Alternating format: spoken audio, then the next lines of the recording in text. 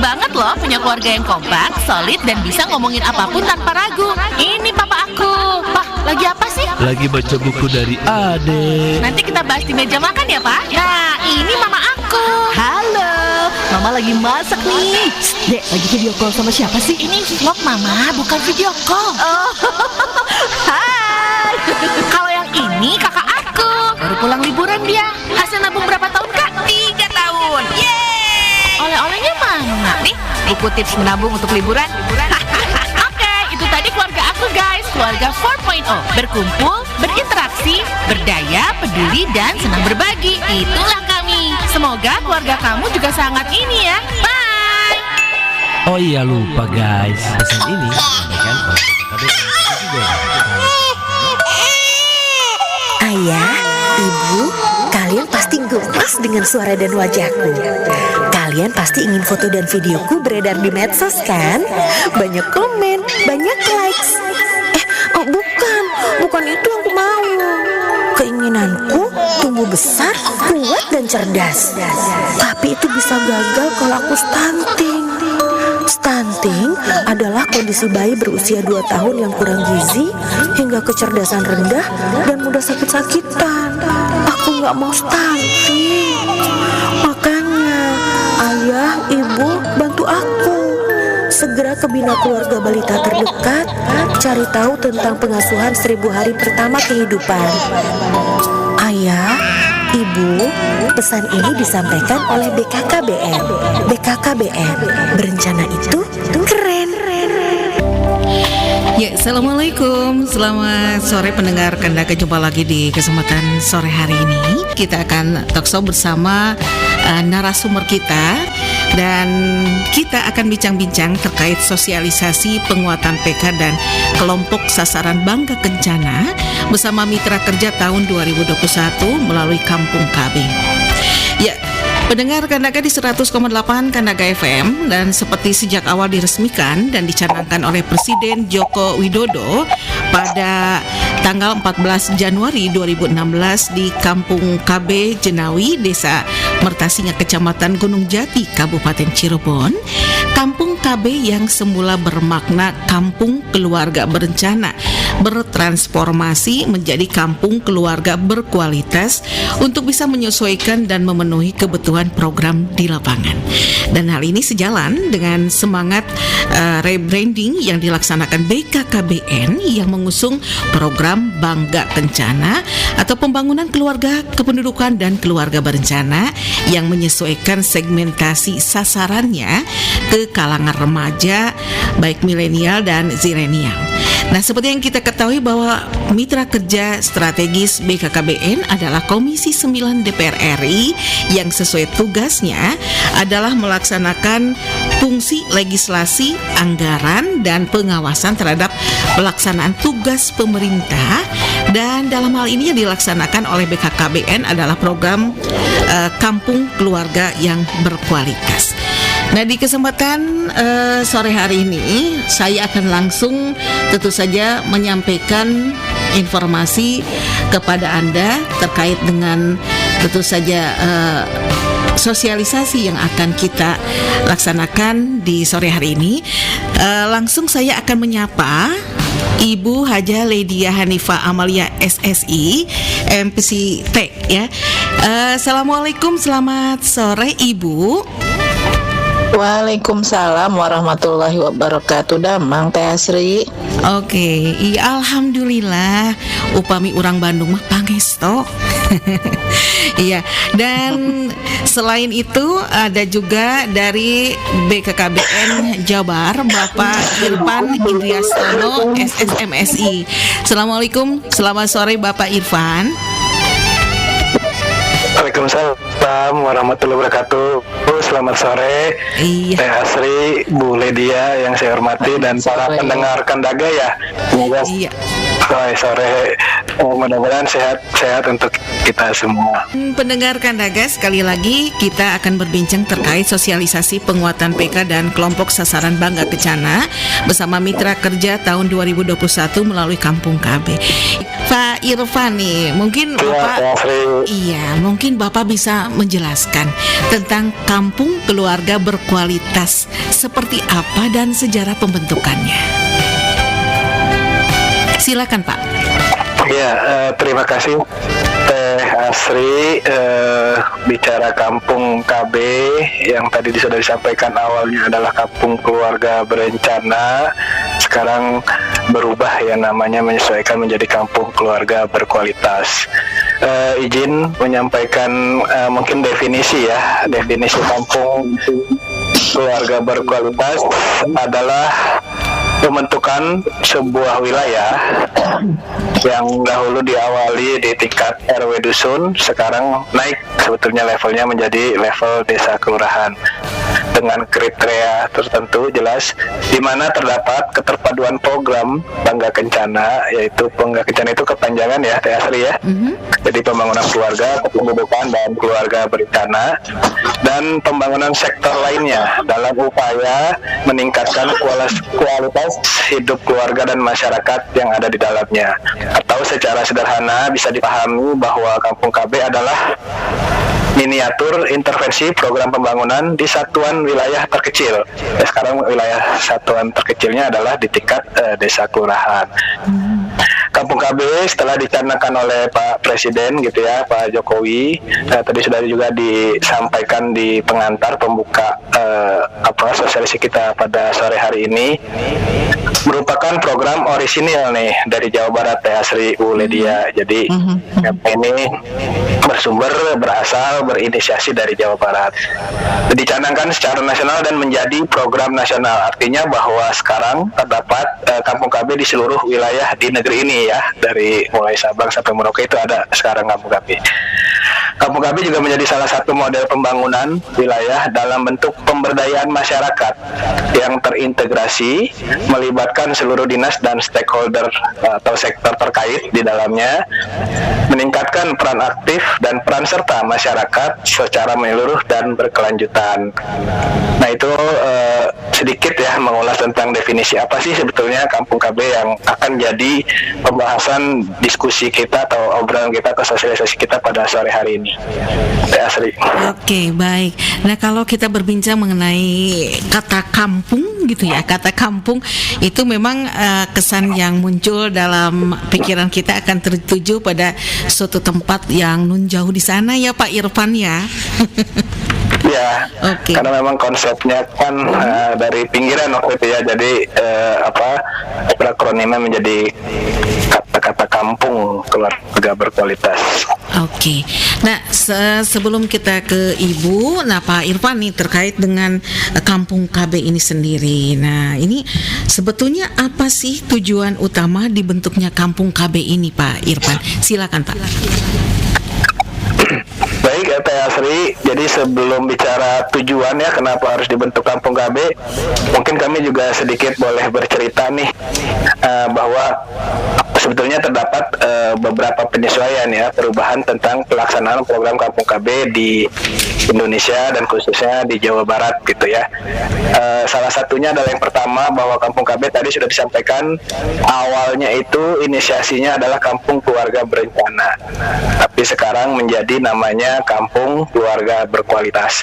Hal ini didasari atas kebutuhan di lapangan bahwa jangan ada kata-kata ego sektoral gitu ya. Kalau KB kan keluarga berencana itu kesannya kayak BKKBN banget. Nah kita ingin menghilangkan stigma atau ego-ego sektoral yang memang ada. Toh tujuan kita adalah sama-sama sasarannya adalah satuan wilayah terkecil yaitu desa kelurahan. Jadi sekarang namanya berganti menjadi Kampung Keluarga Berkualitas. Jadi harapannya intervensi itu jangan hanya tentang keluarga berencana saja misalnya, namun harus komprehensif atau menyeluruh, yang tujuan akhirnya adalah mewujudkan keluarga yang berkualitas dan meningkatkan kesejahteraan masyarakat di Kampung KB tersebut. Terus penyesuaian atau perubahan yang kedua adalah bahwa satuan wilayah. Dahulu itu kampung KB itu diinisiasi di satuan wilayah terkecilnya adalah RW atau dusun gitu ya. Namun sekarang kita tingkatkan satuan wilayahnya menjadi di level desa kelurahan. Kenapa begitu? Karena memang kalau hanya selevel desa RW atau dusun itu di lapangan pengelolaannya banyak mengalami keterbatasan gitu, karena hanya satuan skupnya kecil gitu RW. Tapi harapan kami dengan ditingkatkan menjadi desa kelurahan bisa mengoptimalkan, bisa mendapat dukungan yang penuh, dan bisa nanti ya melibatkan seluruh masyarakat yang ada di satu desa atau satu kelurahan itu untuk sama-sama mendukung program Kampung KB yang dilaksanakan di sana. Nah, penyesuaian yang ketiga adalah sebagai dasar, karena Kampung KB tadi sudah sampaikan ini miniatur program ya, artinya seluruh intervensi, seluruh program pembangunan masuk ke sana, itu Kampung KB harus juga memiliki data-data gitu ya. Data-data apa? Ini data-data tentang kondisi yang ada di Kampung KB tersebut. Harapannya dengan kepemilikan data tersebut, Kampung KB bisa mendapat intervensi dari dinas atau sektor atau siapapun terkait yang memang punya kewenangan memberikan intervensi. Saya contohkan hal kecilnya, misalnya seperti anak usia sekolah misalnya di Kampung KB itu, Kampung KB harus punya data-data anak usia sekolah di wilayahnya. Dengan data tersebutlah menjadi sebetulnya awal atau pintu masuk intervensi tentang sekolah gitu ya. Jadi data-data tersebut harus masuk ke dinas pendidikan setempat gitu ya, di level kabupaten kota misalnya. Nah itu dengan adanya data tersebut, harapan kita itu semuanya jadi bisa cepat terarah, tersasar gitu ya, dengan pasti langsung ke yang bersangkutan. Misalnya ada 10 keluarga yang memang belum memiliki anak usia sekolah tapi belum sekolah. Ketika datanya diterima oleh dinas pendidikan Kabupaten Bandung misalnya, itu akan lebih cepat untuk diintervensi, diberikan semacam ya langsung manfaat langsung dalam bentuk intervensi yang diberikan oleh dinas pendidikan misalnya seperti. Jadi data-data ini juga menjadi sangat penting dan harus dimiliki oleh Kampung KB. Bicara tadi tujuan ya, Teh Asri. Jadi kalau bicara tujuan, sebetulnya tujuan Kampung KB adalah waktu utamanya meningkatkan kualitas hidup keluarga dan masyarakat yang ada di dalamnya. Kalau kita bicara kualitas hidup ya sangat erat kaitannya juga dengan peningkatan kesejahteraan masyarakat. Jadi Kampung KB harus menjadi model intervensi pembangunan, harus menjadi contoh bahwa intervensi pembangunan yang ada dapat diakses dan dirasakan oleh masyarakat langsung. Intervensi yang masuk merupakan langkah awal untuk dapat mengubah secara perlahan pemahaman, sudut pandang dan perilaku masyarakat misalnya, bahwa mereka juga harus terlibat, berkontribusi terhadap pembangunan yang terjadi di wilayahnya. Mereka juga bagian dari pembangunan itu. Mereka harus berdaya guna, harus mengoptimalkan potensi yang ada, serta harus berperan membangun wilayahnya. Itu Teh Asri. Oke, baik. Ternyata tujuan utama dibentuknya Kampung KB ini sangat luar biasa ya. Intinya adalah meningkatkan kesejahteraan hidup, kesejahteraan masyarakat. Saya mencoba kepada Ibu dulu. Izin Ibu. Halo Ibu. Kak, Iya. enggak. Ibu, ini bagaimana nih tanggapan Ibu sebagai anggota Komisi 9 DPR RI terkait dengan kampung keluarga berkualitas ini? Mangga Ibu. Ya, jadi gini, karena kita kan sekarang sudah melakukan katakanlah semacam riset, sudah melihat, mengevaluasi dari program-program yang berjalan selama ini, yang kemudian kita lihat ini ada hal yang masih harus ditangani dengan baik. Kalau kita mau melakukan perubahan perilaku, memang program pemerintah pusat itu tidak bisa cuma regulasi, nggak bisa cuma aturan, tapi harus sampai tahapan mengintervensi, bekerja sama dengan pemerintah provinsi dan pemerintah kota kabupaten. Nah, ketika kemudian kita masuk pada level kampung, dalam hal ini desa ya, punten bari gua teh, sampai sampai pada tiap desa tentu karunya Pak Kades teh kalau semua program dari kementerian lembaga teh turunnya satu-satu atau dari dinas ya, dinas di kabupaten atau kota teh turunnya kabupaten terutamanya karena desa turunnya teh satu-satu. Iya kudu pendataan iya ini ke dinas iya pendataan deh karunya kan, tapi kalau ini terintegrasi dalam satu program seperti Kampung Keluarga Berkualitas ini, Kampung KB ini sebetulnya memudahkan sehingga semua terintegrasi itu program teh gitu. Mau bicara soal bantuan basisnya jelas kalau di desa mah kan basisnya keluarga. Nah, sementara di dalam Undang-Undang 52 tahun 2009 tentang kependudukan dan pembangunan keluarga kan jelas bahwa ketika kita bicara soal keluarga harus dipastikan ada ketahanan keluarganya karena keluarga itu menghadapi kondisi yang dinamis luar biasa. Anaknya tambah besar, penghasilan orang tuanya jadi harus tambah besar, atau nanti tiba-tiba katakanlah keluarga besar yang karena kondisi ekonomi jadi harus tinggal bersama, atau mini aki jadi extended family ya, jadi keluarga besar yang bertumpah yang harus bersama-sama dalam satu tempat, atau ada hal-hal lain. Nah ini mereka harus memiliki ketahanan di keluarga ini untuk menghadapi kondisi dinamis ini. Kan itu intervensinya sekaligus tuh dalam artian gini, terdata di mana ada lansia enggak di dalam keluarga itu, ada balita enggak, ada remaja enggak, dan lain sebagainya. Paradigma kita selama ini ketika bicara keluarga berencana teh hanya alat kontrasepsi. Padahal sebetulnya bukan itu gitu. Padahal yang kita maksud dengan keluarga berencana itu kita memiliki perencanaan ke depan keluarga yang dibangun tuh akan seperti apa, kontribusinya ke dalam pembangunan bagaimana, mereka punya ketahanan yang bagaimana yang bisa berkontribusi pada ketahanan nasional gitu. Nah sebetulnya ini harus diapresiasi karena kalau Jawa Barat ini urusan yang berkaitan dengan keluarga teh selalu nomor satu gitu.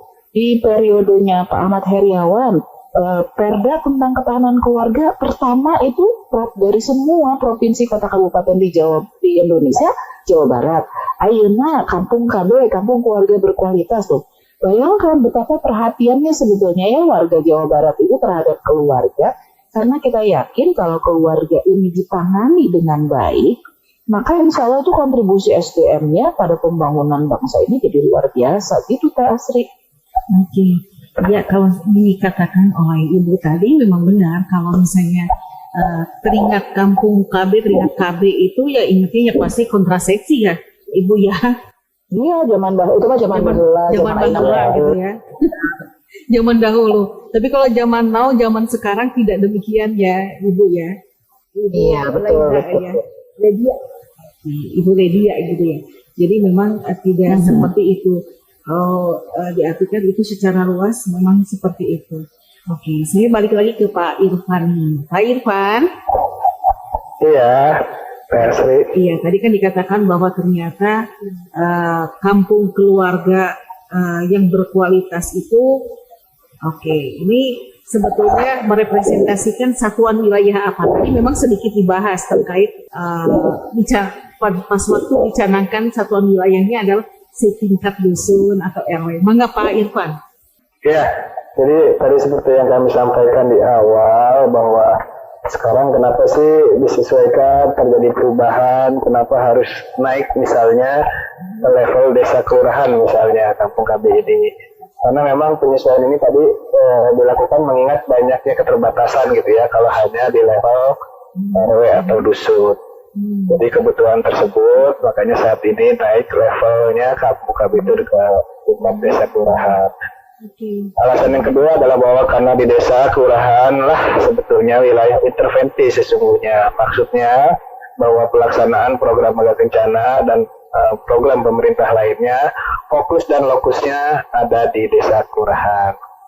Alasan yang ketiga kenapa harus naik gitu ya levelnya ke desa kelurahan karena komitmen pemerintah desa atau kelurahan semakin tinggi dalam pembangunan. Begitu juga dengan yang disampaikan di Undang-Undang Nomor 6 ya, Bu Ledia izin tahun 2014 tentang desa menegaskan bahwa program KB atau Bangga Kencana ini sebagai bagian dari pembangunan pemberdayaan masyarakat di desa.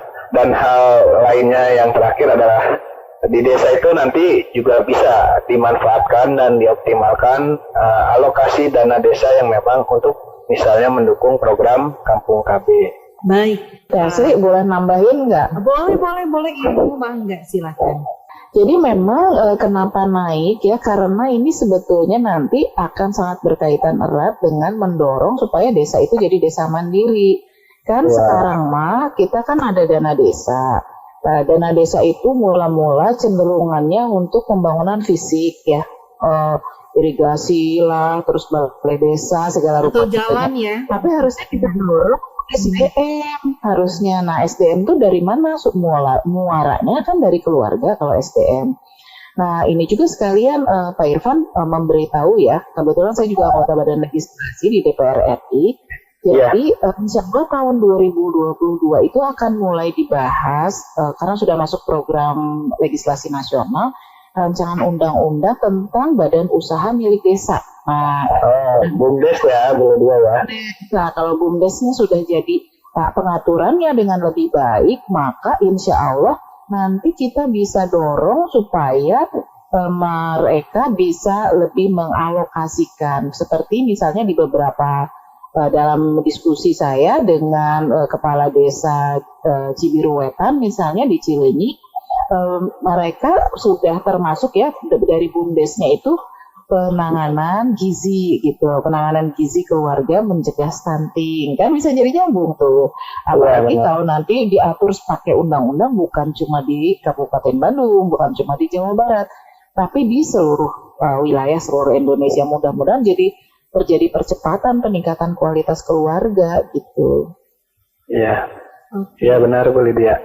Baik, kalau saya ingat Bapak, Ibu, izin gitu ya. Ini kalau memang pembangunan biasanya kalau di desa benar dikatakan oleh Ibu, biasanya memang dana itu terkait dengan fisik ya. Sementara untuk pembangunan SDM-nya sendiri belum di ini ya, Ibu Lydia ya. Oke, izin langsung ke Ibu lagi nih Bu. Iya. Oke, ini Ibu, apakah ada aspek legal nih pelaksanaan kampung keluarga berkualitas ini? Mangga Ibu. Iya. Sebetulnya kalau kita lihat ini kan tadi udah disampaikan sama Kang Irfan ya. Kalau kita mau bicara soal aspek filosofisnya itu kan ada di di Undang-Undang 52 tahun 2009. Kemudian juga berkaitan dengan Undang-Undang tentang desa. Tapi juga kita nggak boleh lupa ada peraturan pemerintah nomor 87 tahun 2014 yang diantaranya mengamanatkan tentang apa sih sebetulnya fungsi keluarga. Nah, dari fungsi yang disebutkan itu juga kan kita perlu bagaimana mengarahkan, membangun, mendorong supaya kemudian keluarga ini bisa berkembang, bahwa ada perubahan-perubahan ya. Kemudian Perpres terakhir ya, Presiden itu mengarahkan tentang Bangga Kencana ya di dalam Perpres juga termasuk Perpres 72 tahun 2021 tentang diantaranya yang berisi tentang percepatan penurunan stunting. Itu juga sebetulnya menunjukkan, mengarahkan bahwa kita harus berada dalam satu program kesatuan gitu, ulah misah-misah gitu.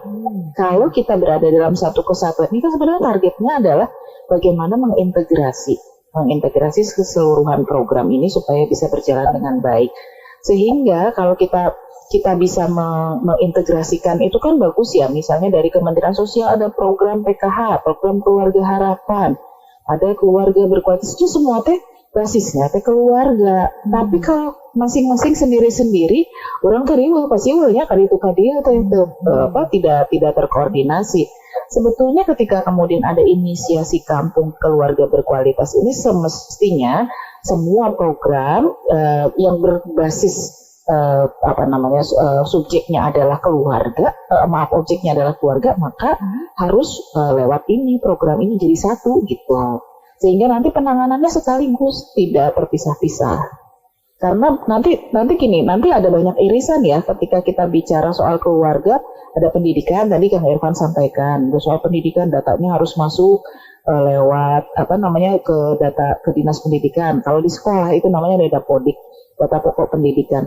Terus ngahijikeun dapodik sama data yang dikumpulkan desa kumaha carana mangkane sekolah aya ilmu sekolahna di sekolah A di sekolah B satu desa mungkin cuma satu sekolah ada yang satu desa ada 2 sekolah misalnya padahal itu kan sebetulnya bisa diintegrasikan. Nah PR besar kita sekarang ini adalah bagaimana mengintegrasikan semua pendataan yang ada supaya jadi terintegrasi. Sudah mulai sih misalnya data pokok pendidikan yang ada di sekolah-sekolah seluruh Indonesia sekarang sudah mulai dikaitkan dengan data kependudukan, dengan nomor induk kependudukan, orang tuanya, ayahnya, ibunya gitu ya. Jadi si anak teh kaitannya jadi jelas gitu ya dengan orang tuanya bagaimana. Kalaupun pindah kan tinggal mindahin data itu sekaligus gitu ya. Terus kita juga sekarang KTP seumur hidup kemana-mana pakai NIK gitu ya. Itu sebenarnya dalam upaya kita melaksanakan amanat Undang-Undang tentang Sistem Jaminan Sosial Nasional Undang-Undang 40 tahun 2004 yang harusnya kita punya identitas tunggal gitu. Jadi orang tuh kudu daftar teh ganti ka dieu daftar, kadinya daftar gitu. Bari teu nyambung hiji satu sama lain gitu. Nah, sekarang kita sedang dalam proses seperti itu gitu. Nah, ini sebenarnya bagian yang sangat penting supaya nanti implementasinya di lapangan tidak memberatkan yang menjadi pengelola di kewilayahan, memudahkan, tapi juga jadi tepat sasaran gitu. Oke, baik. Ibu Ledia juga Pak Irfan, kita tunda sejenak ya. Ada yang mau lewat dulu ya? Akulah jadwal keluarga berkumpul. Tujuanku membuat seluruh keluarga Indonesia memiliki kebiasaan berkumpul lagi. Akulah jadwal keluarga berinteraksi. Aku mau seluruh keluarga Indonesia terbiasa berdiskusi, berbuka, dan berinteraksi langsung tanpa penghalang. Akulah jagoan keluarga berdaya. Aku ingin keluarga Indonesia mandiri, berdaya secara ekonomi. Akulah jagoan keluarga peduli dan berbagi. Aku ingin seluruh keluarga Indonesia saling menyayangi, memiliki kepedulian tinggi dan senang berbagi. Kami, Latar Juara Keluarga 4.0. Keluarga 4.0 wujudkan segera demi ketahanan keluarga di era 4.0. Pesan ini disampaikan oleh BKKBN Provinsi Jawa Barat. Kalau berencana, Aku mau nonton konser K-popnya bulan depan. Berapa tiketnya? 3. hah? Serius? Yang bener. Kenapa sih, Dek? Kamu suka banget sama grup yang itu? Musiknya enak, Kak. Liriknya juga bagus. Soal positive thinking dan menerima diri apa adanya. Oh ya, coba sih Papa dengerin. Ada terjemahannya nggak, Dek? Musiknya boleh juga, liriknya bagus. Tapi ini kenapa laki-laki kok cantik banget ya? Kalau yang Mama baca, orang Korea itu nggak pakai makeup pucet, Kak. Kalau kita sih nggak perlu dandan kayak gitu. Lagian budayanya juga beda. Ya udah, Adek kalau mau nonton konsernya pakai uang tabungan sendiri ya. Tapi beli sepatu basketnya pending dulu. Asik ya model keluarga 4.0 kayak gini. Bisa santai bicarakan apapun di meja makan. Senang berkumpul dan berinteraksi. Keluarga yang berdaya saling mendukung untuk wujudkan semua impian. Makin keren kalau keluarga ini peduli sesama dan senang berbagi, ya enggak? Pesan ini disampaikan oleh BKKBN Provinsi Jawa Barat. Kalau berencana, semua lebih mudah.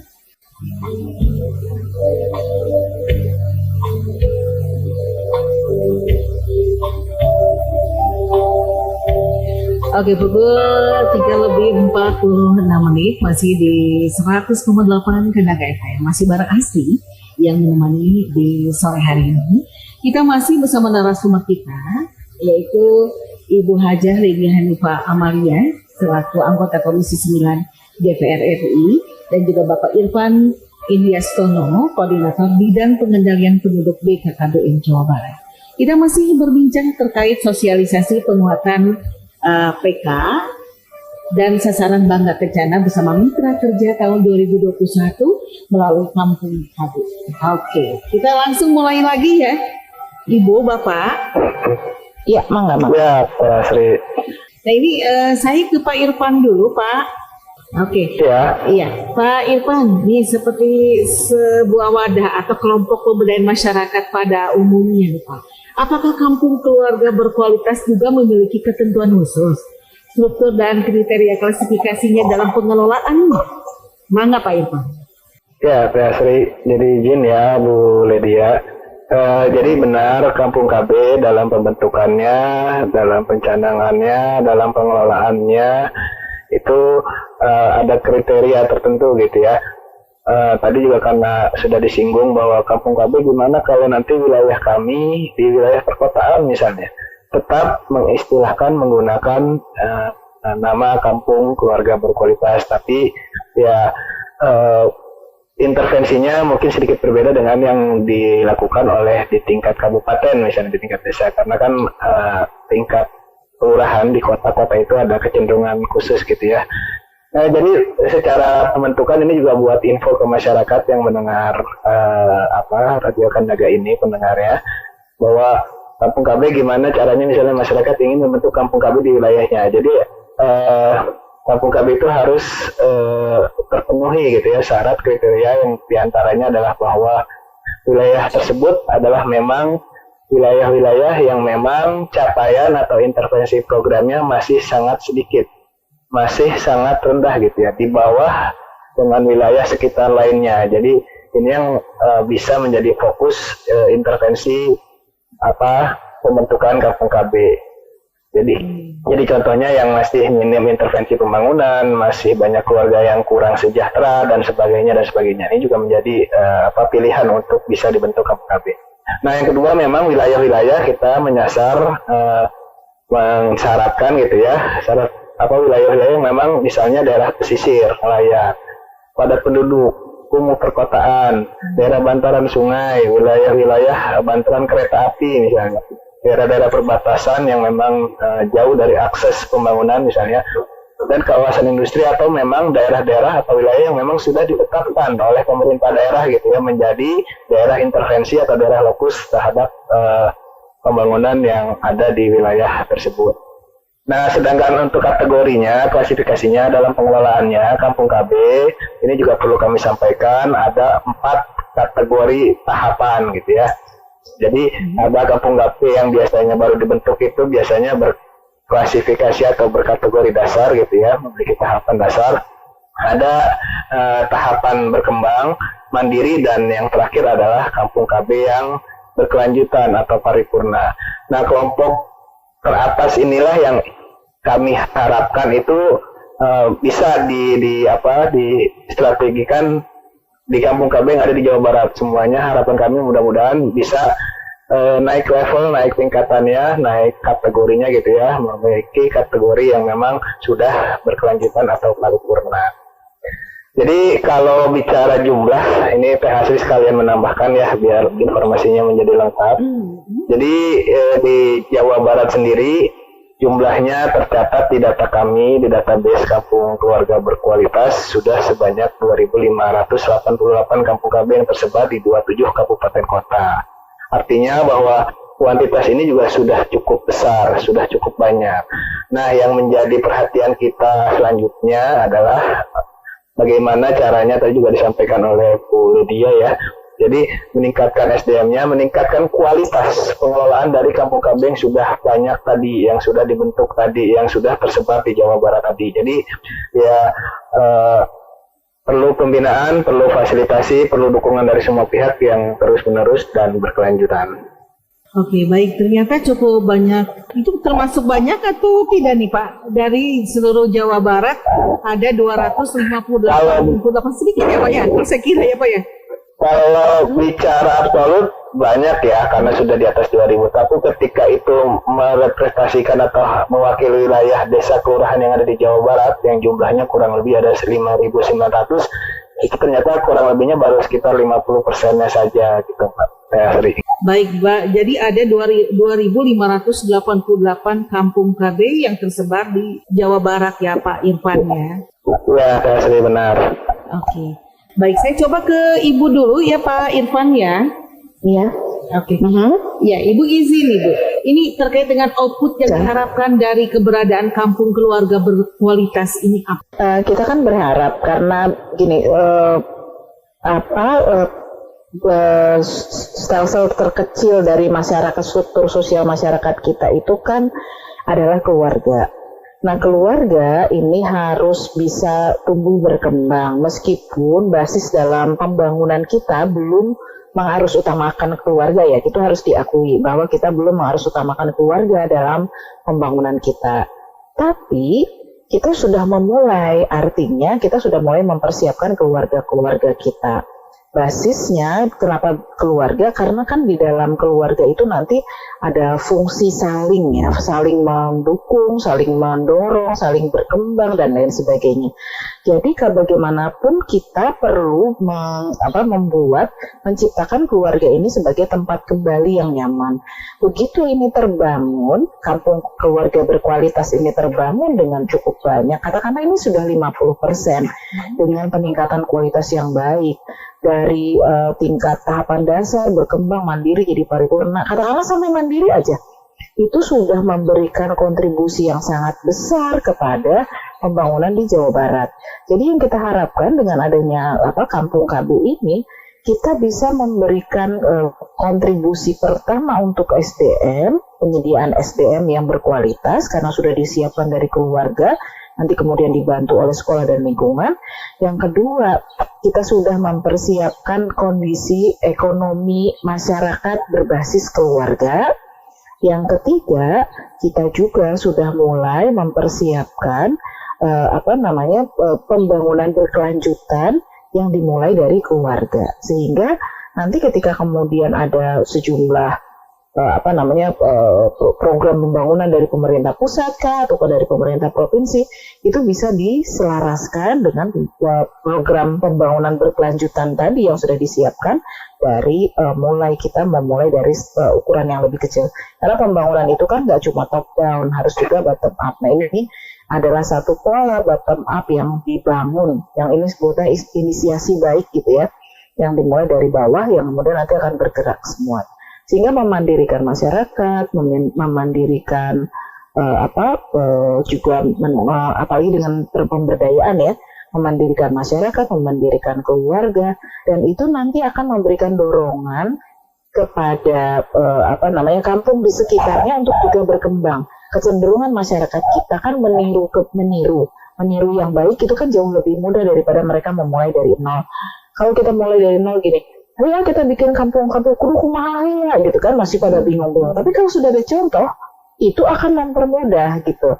Jadi sebenarnya percepatan ketika kemudian sudah ada pilot project-nya, 2.500 itu bukan angka yang main-main kalau kata saya, meskipun baru 50%, karena ini babnya intervensi sosial, itu sudah sangat besar, dan itu nanti bisa menular kebaikannya ke kampung-kampung yang lain yang belum. Cuma masalahnya Teh Asri, kalau kita bicara output kan mulainya harus dilihat ya inputnya. Nah, banyak di kita itu yang belum menganggap data itu sebagai satu hal yang sangat penting. Kan data kondisi karena intervensi di kampung KB ini kan tergantung kondisinya masing-masing, ya kan Kang Irfan ya. Nah, ketika kemudian kita tidak memiliki data yang tepat, nggak pas, itu kadang-kadang jadinya juga intervensinya jadi tidak optimal gitu. Jadi kadang-kadang masyarakat juga perlu ketika ada pendataan itu perlu menyampaikan data yang memang betul-betul diperlukan dan tepat. Nah itulah yang akan membawa, misalnya coba gini, Bu, pekerjaan Bapak apa? Swasta. Begitu bicara swasta, kan kita langsung berpikir bahwa dia adalah karyawan di perusahaan swasta gitu kan. Padahal maksud ibu bukan PNS gitu. Nah, bukan PNS itu pilihannya banyak gitu kan, macam-macam. Ditanya kerjanya di mana? Di BCA. Nah, langsung kita berpikir kerja di bank. Padahal maksudnya bangunan Can Angges gitu kan. Maksudnya gitu nah itu. Itu kan banyak Bu. Ternyata saya berkeliling di masyarakat. Gening banyak yang begini. Jadi menganggap bahwa itu tuh bukan sesuatu yang serius gitu. Padahal itu serius pisan gitu. Pendataan itu jadi penting. Nah, alhamdulillah Kabupaten Bandung sudah mulai melakukan kan pendataan keluarganya udah selesai katanya. Tapi dengan satu proses yang lebih panjang untuk seluruh Jawa Barat, untuk seluruh Indonesia supaya mereka mengerti.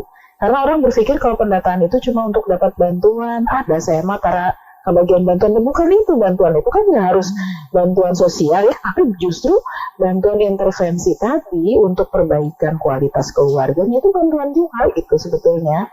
Untuk memperbaiki kualitas keluarganya sampai nanti kemudian kita bisa jadi keluarga yang kontributif gitu ya untuk pembangunan. Itu Teh Asri. Oke, Ibu Lydia, ini kita tidak berharap ya misalnya kan kalau sudah dibentuk kampung berkualitas, nggak tahu itu bingung gitu harus bagaimana gitu kan. Apalagi kan istilahnya iya kan jadi tukcing dibentuknya cicing. bingung gitu kudah kumaha gitu, karena kan tidak tahu harus gimana prosesnya dan lain sebagainya.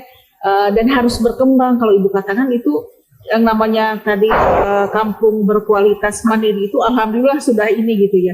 Tetapi untuk menuju ke sana kan mungkin masyarakat masih agak bingung-bingung juga gitu kan. Nah supaya terus eksis nih, kalau mungkin ibu bisa sedikit menyampaikan harus gimana nih Bu supaya terus berkembang kampung berkualitas itu. Kemudian tetap eksis gitu kan, tidak tukcing alias terus dibentuk cicing mana tembaik gitu kan gitu. Iya. Bangga ibu. Iya. Kalau evaluasi kami ya kebetulan kan saya sekalian juga meluruskan, saya sekarang di Komisi 10 karena kalau di DPR itu kita bisa pindah-pindah, ditugaskan pindah komisi ya, sebelumnya di 9 terus ke 8 terus ke 10 moreling. Jadi misalnya kayak program Keluarga Harapan, ternyata ketika sudah 6 tahun intervensi, cuma 60% yang berhasil. Selebihnya balik ketergantungan. Berarti kan ada yang harus diperbaiki itu dari metodenya. Nah sama dengan kampung KB ini juga, saya sih berharap karena dia tadi sifatnya pemberdayaan masyarakat, itu perlu pendampingan. Memang yang penting, yang bagus lagi kalau melakukan kerjasama dengan kampus misalnya. Kampus itu kan punya program KKN yang kita KKN tematik ya, dengan program Kampus Merdeka yang sekarang ini harusnya tuh ada KKN tematik yang bisa mendampingi pemberdayaan masyarakat. Kalau BKKBN Jawa Barat ini bekerja sama dengan kampus-kampus, wah top banget ya, nanti dibantu ya. Karena kalau kita mengawasi sendiri, mendampingi itu cukup berat. Kalau ini mereka juga mengabdikan diri kepada masyarakat terus melakukan pendampingan. Yang paling penting adalah mengubah perilaku dan paradigma masyarakatnya. Karena banyak yang menganggap bahwa ini saya itu adalah orang yang berhak untuk dapat bantuan, jadi saya harus dibantu. Jadi maunya dibantu terus, tapi tidak membantu diri sendiri gitu. Nah ini yang membantu diri sendiri ini yang harus kita bangkitkan supaya nanti dia juga bisa membangun keluarganya lebih berkualitas. Kan kalau katakanlah orang dewasa di dalam keluarganya punya spirit, punya semangat yang baik untuk membangun keluarga berkualitas, itu kan akan tertular ya ke anak-anaknya ya, dan keluarga dan lingkungannya. Jadi semua itu akan saling memberikan kekuatan. Jadi kerjasama itu penting bagi berbagai pihak. Juga tidak harus menunggu dari pemerintah sebenarnya. Dengan kondisi seperti sekarang ini, para kepala desa juga bisa melakukan inisiatif-inisiatif. Apakah bekerja sama misalnya dengan perusahaan-perusahaan sehingga mereka bisa CSR-nya ya, corporate social responsibility-nya bisa dipakai untuk program pemberdayaan masyarakatnya. Bisa bekerja sama dengan dinas-dinas yang lain atau dengan organisasi sipil masyarakat yang lain, atau juga dengan kampus tadi ya misalnya. Banyak, justru di masa sekarang ini yang kita perlukan kompetensinya adalah kemampuan kolaborasi. Nah ini dia, diujinya di sini, kita bisa nggak kolaborasi? Kan tadi kata Kang Irfan, ini kan maksudnya untuk menghilangkan ego sektoral, tadi dia gitu. Bisa nggak kita kemudian melakukan kolaborasi, meningkatkan kerjasama, dan membuat tempat ini jadi tempat yang sangat baik gitu. Jadi kita juga memulainya itu agar nanti bisa jadi rujukan. Sebenarnya ini Kang Irfan bisa juga nanti dikolaborasikan dengan misalnya Kementerian Pariwisata. Kan lagi ada program juga mereka dengan desa wisata. Mungkin pemberdayaan ekonomi situ. Kalau yang perkotaan ada kampung tematik gitu ya. Jadi kita tuh bisa lintas kemana-mana sebenarnya. Dengan ikonnya kampung keluarga berkualitas, basisnya dari itu mau dipakai nama desa wisata kah, nanti ada desa apa lagi gitu ya. Tapi basis kampung keluarga berkualitas ini menjadi penting karena objeknya dan subjeknya secara bersamaan adalah keluarga. Nah ini yang sebenarnya kita perlu agar nanti menjadi kebijakan pembangunan kita itu harus utamakan keluarga dalam kebijakan pembangunan. Itu menjadi satu target penting kita supaya tidak melupakan keluarga sebagai basis sosial kita yang paling kecil gitu. Karena kita juga ingin mengetahui sudah sampai sejauh manakah mereka mengenal kampung KB ya, kampung berkualitas gitu. siapa tahu cenah masyarakatnya naon cenah kampung berkualitas teh gitu ya. Ada yang tidak Naon tahu. dulu ya teteh cenanya gitu ya. Naon cenah katanya gitu abdi mah terang gitu kan. Nah, Wah, mohon boleh ya Pak Irfan ya, boleh ya. Oke. Boleh. Yang masuk. Silakan di 081121 922201 mangga silakan untuk Anda pendengar Kandaka yang sudah mendengarkan sore hari ini. Kita masih berbincang di sore ini terkait dengan tentu saja sosialisasi penguatan PK dan kelompok sasaran Bangat Kencana bersama Mitra Kerja tahun 2021 melalui Kampung KB. Sambil menunggu kita akan mendengarkan dulu yang satu dulu ya Bu ya. Hai guys, aku lagi kumpul keluarga nih. Seneng banget loh punya keluarga yang kompak, solid, dan bisa ngomongin apapun tanpa ragu. Ini papa aku. Pak, lagi apa sih? Lagi baca buku dari Ade. Nanti kita bahas di meja makan ya Pak. Nah, ini mama aku. Halo, Mama lagi masak nih. Dek, lagi video call sama siapa sih? Ini buat mama, bukan video call. Oh, hai. Kalau yang ini kakak aku. Baru pulang liburan dia. Hasil nabung berapa tahun kak? 3 tahun. Yeay. Oleh-olehnya mana? Nih, buku tips menabung untuk liburan. Oke, itu tadi keluarga aku guys. Keluarga 4.0. Berkumpul, berinteraksi, berdaya, peduli, dan senang berbagi. Itulah kami. Semoga keluarga kamu juga sangat ini ya. Bye. Oh iya lupa guys, pesan ini disampaikan oleh BKKBN Provinsi Jawa Barat. Kalau berencana semua lebih mudah. Ya kita masih di 100,8 Kandaka FM, masih bareng Asri yang menemani di kesempatan. Ya ada yang masuk dulu. Assalamualaikum. Iya, selamat sore Ibu Lilith ya sama Pak Irfan. Selamat sore. Dari Rancamanyan. Tadi sudah dikatakan bahwa sosialisasi penguatan pertemuan keluarga itu ada yang dimaksud dengan program orisinil ya dari kata Pak Irfan. Nah yang ingin saya tanyakan tentang program apa yang tercakup di dalam. Nah yang kedua Ibu Lydia tadi yang mengatakan bahwa tujuan dari keluarga berkualitas itu salah satunya adalah meningkatkan kualitas hidup ya Bu. Nah mungkin untuk meningkatkan kualitas hidup tersebut salah satunya ibu keluarga berencana. Tapi dalam hal ini apalagi zaman sekarang ya Bu, di zaman pandemi mungkin banyak sekali yang di PHK dalam pekerjaan. Nah ibu PKB itu rata-rata dalam finansial ya Bu, dan sehingga mereka berpendapat yang sudah lebih baik dengan anak yang rezeki itu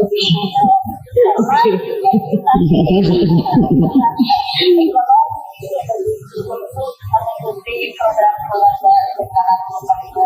Bagaimana untuk mengatasinya juga? Terima kasih. Mohon. Iya, sama-sama.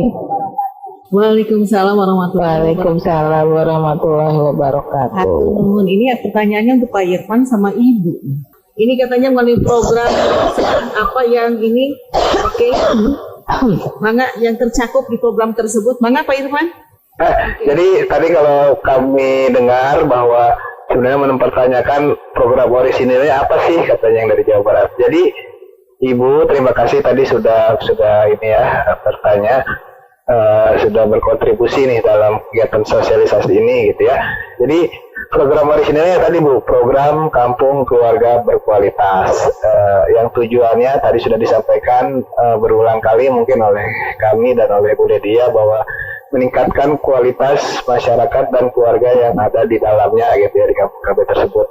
Jadi sedikit menambahkan juga ini mungkin bisa menjawab ya kalau tadi di wilayahnya ada Kampung KB gimana caranya misalnya untuk terus eksis, untuk terus bagus, untuk bisa terus berkembang Kampung KB yang dikelola di wilayah masing-masing misalnya. Karena kami juga sudah hampir Bu Lydia izin di Jawa Barat melihat Kampung KB yang ada di Jawa Barat gitu ya, 27 kabupaten kota yang merepresentasikan Kampung KB percontohannya masing-masing. Ada 3 hal sebetulnya yang bisa menjadi strategi atau kunci untuk bisa melaksanakan, mengelola program Kampung KB, Kampung Keluarga Berdaya dengan baik.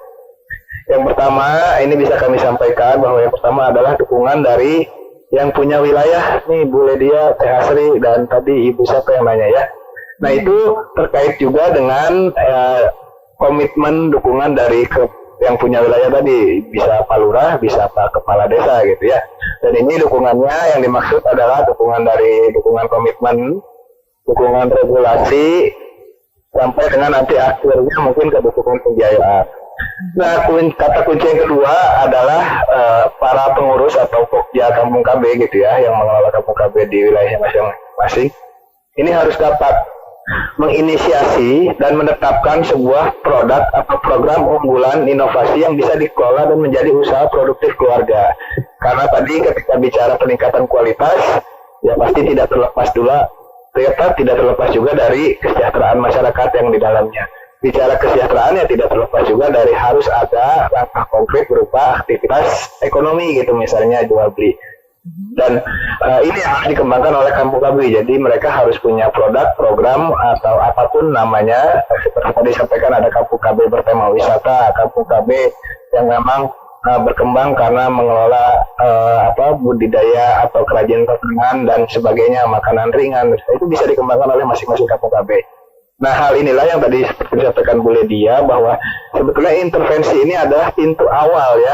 Intervensi yang masuk ke Kampung KB adalah langkah awal untuk bisa masyarakat lebih berdaya dan lebih mandiri gitu dalam nanti melaksanakan kegiatan dan program lainnya yang sifatnya positif gitu ya, untuk dikembangkan di wilayahnya, di kampung keluarga berkualitas tersebut. Nah, jadi ini dua tadi kuncinya. Sedangkan yang terakhir adalah Kampung KB yang terus bisa berkembang gitu ya, yang eksis, yang aktif, dipastikan sudah banyak mendapat intervensi dari sektor, mitra, stakeholder terkait. Konsep pentahelix juga bisa diimplementasikan. Jadi keterlibatan dari tadi disampaikan Bu Ledia, akademisi, kampus-kampus untuk sama-sama memantau, dampingi, memfasilitasi gitu ya.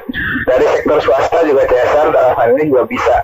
Kita bicara CSR skala kecil mungkin ya, ketika di wilayah desa kelurahan di sana ada yang punya toko material, pengusaha rumahan, UMKM dan sebagainya, itu nanti bisa dijadikan semacam ya tim ekonomi lah, tim pendukung anggarannya gitu misalnya, agar mereka juga sama-sama punya kontribusi untuk bisa membangun desa dan kelurahannya misalnya. Jadi kami dari pemerintah jelas, KBN, Dinas KB, dan unsur masyarakat dapat memanfaatkan komunitas yang ada juga. Jadi terus jangan lupakan kekuatan media nih, salah satunya ini juga menjadi hal yang penting untuk bisa terus mengelola Kampung KB ini dengan baik dan terus eksis. Jadi kalau kita lihat ya, sebetulnya ada beberapa hal.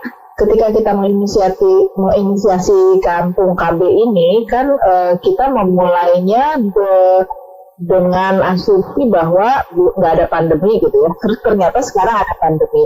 Berarti ada hal yang harus diantisipasi gitu loh. Nah, yang harus diantisipasi ini memang memerlukan penyesuaian. Tetapi di beberapa tempat memang kita sudah mulai bisa melakukan pendampingan yang sudah ada, karena ini ketika ada pandemi ini semua harus melakukan banyak